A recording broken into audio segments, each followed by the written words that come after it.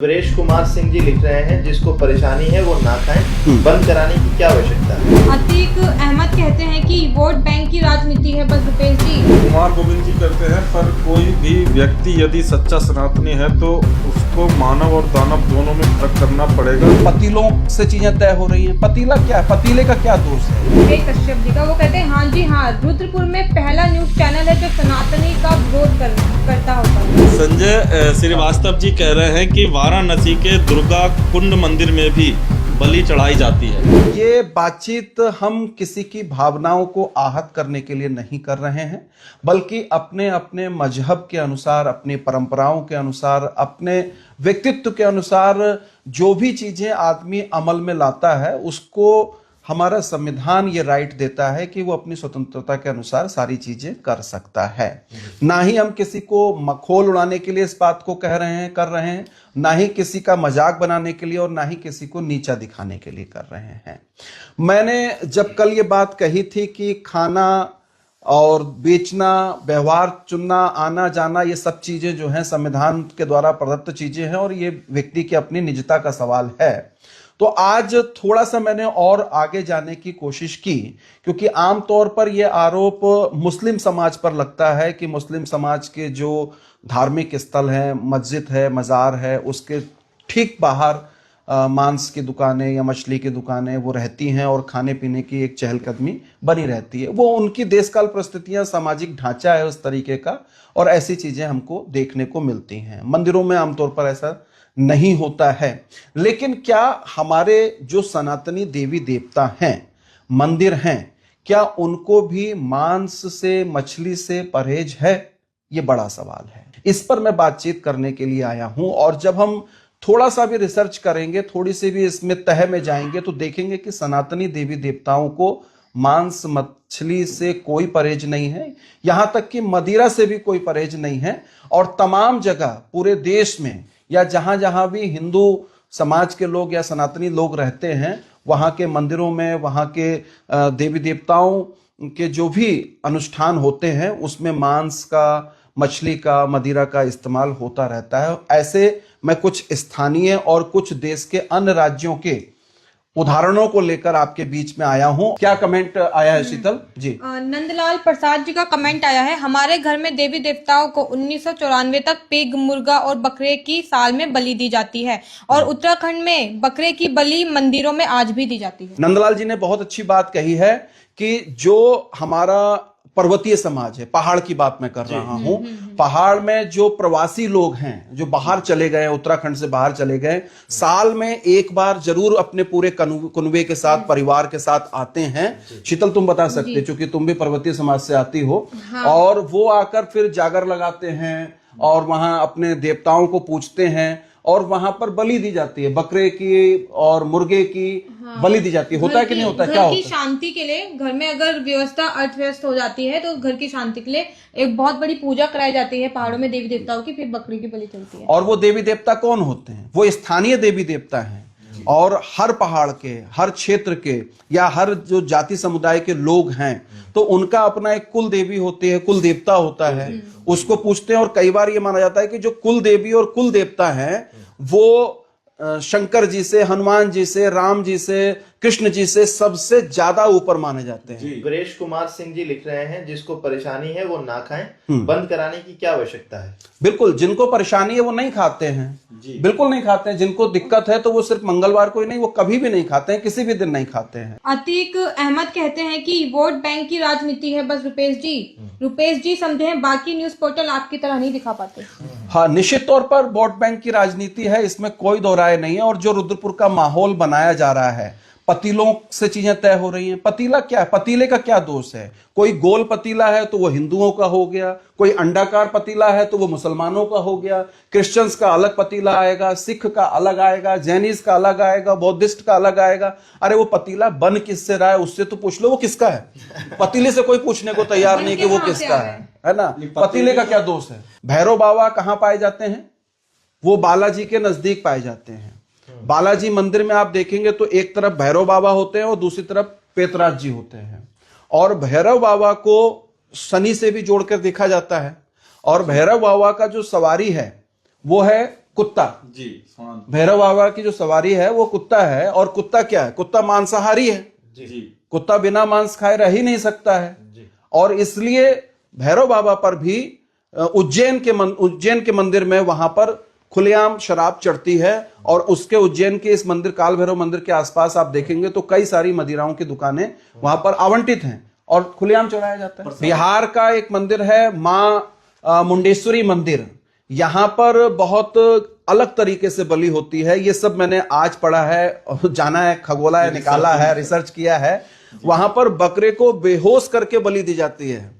ऐसी पश्चिम बंगाल में आप जाएंगे तो काली मंदिर में, सबसे बड़ा काली मंदिर है, और काली मंदिर में भी वहां पर बकरे की बलि दी जाती है। और रजत शर्मा जी कहते हैं कि बाल कटवाना और शेविंग भी सिर्फ बुधवार और शुक्रवार को होनी चाहिए हिंदू धर्म के अनुसार। विकास शर्मा जी से पूछो उन्होंने कब कब ये सब किया है जी। फिर तो नाई की दुकान भी बुधवार और शुक्रवार को ही खुले। लुक्स और गीतांजलि जैसे सलून बंद होने चाहिए फिर तो। एक कमेंट और है विवेक कश्यप जी का, वो कहते हैं हाँ जी हाँ, रुद्रपुर में पहला न्यूज चैनल है जो सनातनी का विरोध करता होता है। विवेक कश्यप जी, हम खुद उसी धर्म में पैदा हुए हैं, कतई विरोध नहीं है, लेकिन अपने धर्म को जानना बेहद जरूरी है। हमारे धर्म ने हमको सिखाया है वसुदेव कुटुंबकम। हमारे धर्म में, हमारे मंदिरों में हमारी जब घंटियां बजती हैं और सुबह से महिलाएं पूजा करती हैं तो वो कहती हैं कि विश्व का कल्याण हो, और उस विश्व में हर कोई होता है, हर व्यक्ति होता है, हर जाति, हर धर्म। आपने सनातन को ठीक से नहीं पढ़ा है, आप पढ़ लीजिए, चाहे आप पुराण पढ़ लीजिए, उपनिषद पढ़ लीजिए, वेद पढ़ लीजिए, कुछ भी पढ़ लीजिए। हमको मत सिखाइए सनातनी होना, हमको मालूम है। और हम सनातनी होने से पहले इंसान हैं, और इंसानियत ही सनातन है। बिहार के भागलपुर में नौगाछिया मंदिर है। यहां पर दुर्गा पूजा में जब रामनवमी होती है, रामनवमी के दिन यहां पर बलि दी जाती है, यानी कि व्रत रखती हैं महिलाएं, पुरुष सब लोग, और नवमी वाले दिन व्रत रखा जाता है। असम का कामाख्या मंदिर है। कामाख्या मंदिर के बारे में तुम मुझे बता रहे थे शीतल, क्या होता है वहां पर? हाँ, कामाख्या मंदिर में प्रतिदिन बलि चढ़ाई जाती है। अगर किसी व्यक्ति की मनोकामना पूरी होती है तो वहाँ पे सिर्फ पशु बलि नहीं, पक्षियों की भी बलि चढ़ती है, जैसे कबूतर, मुर्गी और बकरे की बलि, और वहाँ पे ये अलाउ है। इसके अलावा दक्षिण भारत के जितने मंदिर हैं, शक्तिपीठ हैं, वहां पर पशुओं की बलि चढ़ाई जाती है। कुमार गोविंद जी कहते हैं पर कोई भी व्यक्ति यदि सच्चा सनातनी है तो उसको मानव और दानव दोनों में फर्क करना पड़ेगा, क्योंकि पहले की जो दानव हुआ करते थे वही मांस खाया करते थे। तो काली माता जी क्या हैं? काली माँ की पूजा आप नहीं करते हैं क्या? अन्य कई मंदिरों में देवियां हैं जहां पर चढ़ाया जाता है, बलि होती है। अब दूर जाने की जरूरत नहीं है। कश्मीर, आप थारू जनजाति समाज से आते हैं, आप यहीं से किच्छा से आप आगे निकलिए, शक्ति फार्म में जाइए। शक्ति फार्म में क्या है जरा बताइए। कुसमाठ बाबा का मंदिर है जो हमारे कुल देवता हैं, और वहां पर शराब और मांस दोनों चढ़ता है, और आपको वहां जाने की भी जरूरत नहीं है। उस पूरे मंदिर की हमने कवरेज की है और वीडियो बनाई है, हमारे चैनल पर आपको मिल जाएगी। वो फेसबुक पर भी मिल जाएगी, यूट्यूब पर भी मिल जाएगी। वहां लोगों की बाइटें हैं, वो सारी चीजें हमने दिखाई हैं, आप वहां देख सकते हैं। वो थारू जनजाति का मंदिर है, और ये एक मंदिर नहीं है, सेम ऐसा ही मंदिर खटीमा में है, उसका नाम मैं भूल रहा हूं, वो भी जंगल में ही है। उसे हम अगला कहते हैं और इसे पछला कहते हैं, और वहां पर भी सेम क्रियाएं होती हैं, और वहां पर भी बलि दी जाती है। और क्या कोई दिन निर्धारित है कि किस दिन जाना है? कोई दिन निर्धारित नहीं है। वहां सिर्फ ये हम मन्नतें मांगते हैं, और वो जो मन्नतें पूरी होती हैं तो निर्धारित सिर्फ ये होता है कि हमारा कुनबा किस दिन इकट्ठा हो सकता है, क्योंकि अगर बलि चढ़ेगी तो भारी मात्रा में बड़ी बलि चढ़ती है। और उस मंदिर का नियम है कि अगर हम वहां पर चढ़ाते हैं तो हम उसे कहीं घर नहीं ला सकते, हमें वहीं पकाना है, वहीं खाना है। उसे जो बचेगा तो वो पुजारियों को दान कर देंगे, या जो अन्य लोग हैं किसी को भी हम बुला के लाएं, उससे समाप्त करना है वहां पर, उसे घर नहीं ले जा सकते। तो इसलिए लोग 2-2 ट्राली भर के, ट्रैक्टर ट्राली से जाते हैं, 4-4, 5-5 बकरे लेके जाते हैं, उनके साथ मुर्गा जाता है, वो सारी चीजें चढ़ती हैं। शराब भी जाती है। हाँ, शराब भी जाती है, शराब भी जाती है, शराब वहां चढ़ती है, और प्रसाद के तौर पर वो सारी चीजें खाई जाती हैं। स्थानीय में मैं बताऊं, जिस तरह से बड़े बड़े मंदिर हैं, हमारे यहाँ पुण्यगिरी माता का बड़ा मंदिर है उत्तराखंड में, आस्था का। वहां पर भी बकरे की बलि दी जाती है। ठीक है, मंदिर। हाँ, अब बलि बैन हो रही है तो बकरा अब भी चढ़ाया जाता है। अब बकरे का कान काट कर पुजारी, जो मंदिर की स्टार्टिंग है वहां पर भैरव बाबा का मंदिर, जहाँ सीढ़ियां चढ़ते हैं वहीं पर मंदिर है, अब बाबा जी कान काट कर रख लेते हैं और उस बकरे को अब छोड़ दिया जाता है। रक्षाबंधन वाले दिन जो वहां पर बकवाल खेला जाता है देवीधुरा में, हाँ। तो वहां पहले आदमी की बलि ही दी जाती थी। देवीधुरा कहाँ हुआ? देवीधुरा पहाड़ में ना, वहां आदमी की ही बलि दी जाती थी। उसको लेकर कई सारी दंत कथाएं, अब कथाएं सुनाऊंगा तो फिर लंबा वक्त हो जाएगा। और जो कट्टर सनातनी है उनको बुरा भी लगेगा। तो वो बगवाल जो है वो उसी का प्रतीक है। हाँ, फिर डिसाइड किया गया कि पूरे एक इंसान की बलि ना दी जाकर कुछ खून इंसान का गिर जाए उस पर, तो वो बगवाल का सीन रखा गया। अब कुछ गांव वहां पर चिन्हित किए जाते हैं और आपस में पत्थर पाषाण युद्ध होता है, पत्थरों का होता है। और पत्थर लगने से जो खून वहां गिरता है उसकी एक टाइमिंग लिमिट होती है, उतने टाइम में वो होता है और वो खून जो वहां गिरता है वो बलि के तौर पर स्वीकार किया जाता है। संजय श्रीवास्तव जी कह रहे हैं कि वाराणसी के दुर्गा कुंड मंदिर में भी बलि चढ़ाई जाती है। बिल्कुल। तो ये बहुत सारे उदाहरण हैं। अगर आप थोड़ा सा भी होमवर्क करेंगे और वो ये देखकर नहीं चढ़ाई जाती है कि आज मंगलवार है तो बलि आज नहीं चढ़ाई जाएगी।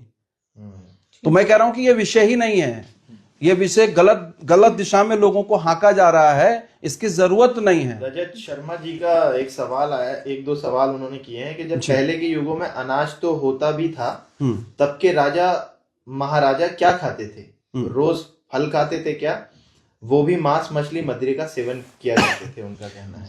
मैं आपको बता दूं कि जो हमारा नेशनल फैमिली हेल्थ सर्वेक्षण है, सर्वे है, उस सर्वे के अनुसार हिंदुस्तान के करीब 70% लोग वो मांसाहार खाते हैं। आप सर्च करिए, राष्ट्रीय परिवार स्वास्थ्य सर्वेक्षण की रिपोर्ट को देखिए।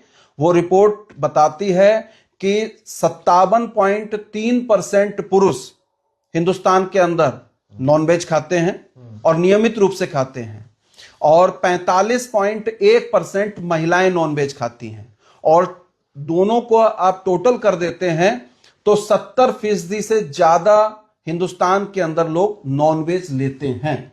अब जब हिंदुस्तान के अंदर 70% ज्यादा नॉनवेज लेते हैं तो रुद्रपुर में भी यही रेशियो काम करेगा, थोड़ा बहुत ऊपर नीचे हो सकता है।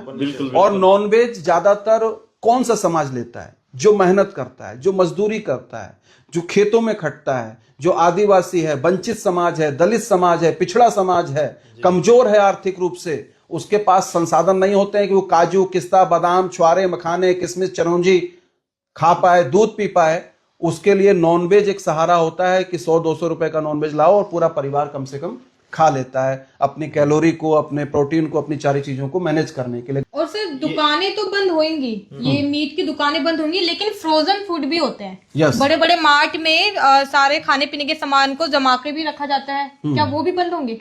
बिल्कुल, कैसे होना चाहिए। कालरा अशोक जी लिखते हैं, नैनीताल में बकरों की बलि मैंने खुद देखी है। कहाँ और कब देखी है इसका भी आप थोड़ा बता देंगे तो थोड़ा अच्छा मैं लगेगा। बताती हूँ जी। नंदा देवी मंदिर में पहले चढ़ाई जाती थी, लेकिन फिलहाल वहाँ पे बंद किया गया। लेकिन जो बोचर खाना बोलते हैं, अब मंदिर में न चढ़ा के वहाँ पे बकरे की बलि चढ़ाई जाती है। अच्छा। राहुल राज जी हैं, बहुत अच्छी बात कह रहे हैं और देखिए स्वीकार करना चाहिए। राहुल राज कह रहे हैं भैया हमारे वाल्मीकि समाज में हर प्रोग्राम में मीट ही अनिवार्य होता है, यानी कि आप जन्म लेते हैं तो मृत्यु होती है। तो हम जैसा वाल्मीकि समाज में, मैं बहुत उठना बैठा है वाल्मीकि समाज में आना जाना है, और मेरे मित्र हैं वाल्मीकि समाज में, मैं खाता हूं, उनके बीच में जाकर रहता हूं, तो वहां पर नॉनवेज के बगैर काम होता ही नहीं है। ऐसा बंगाली समाज में भी है। कौशल भैया का कमेंट भी आया है, जरा कौशल किशोर सिंह जी का पढ़िए, जरा कमेंट आप लोग पढ़िए। हाँ। मर्यादा पुरुषोत्तम राम तो सबके आराध्य हैं। मेरी भी राम में पूर्ण आस्था है और साथ ही राम आज धर्म आधारित राजनीति के केंद्र बिंदु भी हैं। राम जी द्वारा एक हिरण के शिकार को जाने के बाद सीता माता का हरण हुआ, तो क्या अब एक जानवर का शिकार करने के अपराध में उन्हें भी कटघरे में खड़ा करेंगे? नेताजी एवं समर्थक, अरे बात करनी है तो जन सरोकार के मुद्दों की हो। शिक्षा, स्वास्थ्य, रोजगार, आर्थिकी एवं सामाजिक विकास समेत बहुत से मुद्दे हैं। ये तो मुद्दा विहीन विषय को केवल धर्म से जोड़कर राजनीति लाभ लेने की चेष्टा है। कौशल जी ने बहुत अच्छी बात कही है कि भाई वो प्रसंग है रामायण में जी। वो जो सोने का हिरन वाला किस्सा, वो सब लोगों ने पढ़ा होगा। जी। लेकिन बलि तो है ना, आप सोने की दीजिए, चांदी की दीजिए, प्रतीकात्मक किसी भी चीज की कर रहे हैं तो बलि तो बलि है, उसी रूप में आप दे रहे हैं उसको।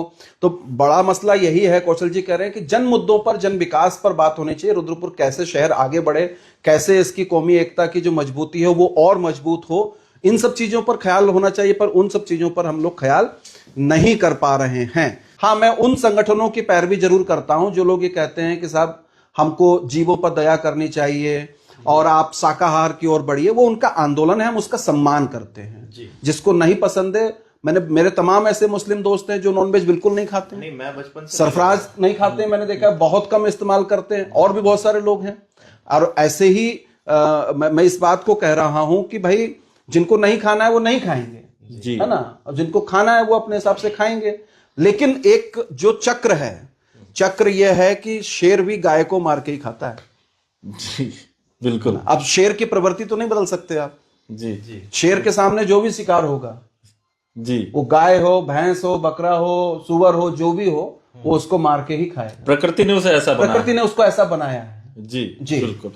पंडित विराट कुमार आर्य जी लिख रहे हैं कि जो भी व्यक्ति धर्म या शास्त्रों का नाम लेकर यदि बलि प्रथा या मांस भक्षण का समर्थन करता है वह पूर्ण रूप से धूर्त या पाखंडी है। हो सकता है, लेकिन मैं विराट जी, आप देखिए, आप सर्च करिए, आप तो इस मुहिम में लगे हुए हैं जी। आप देश के तमाम मंदिर, हमने तो उल्लेख किए हैं, उन तमाम सारे मंदिरों में खुलेआम बलि होती है। आप पहाड़ में जाइए, हर प्रवासी व्यक्ति आता है, अपने देवी देवताओं को पूछता है, साल में एक बार बलि अनिवार्य होती है।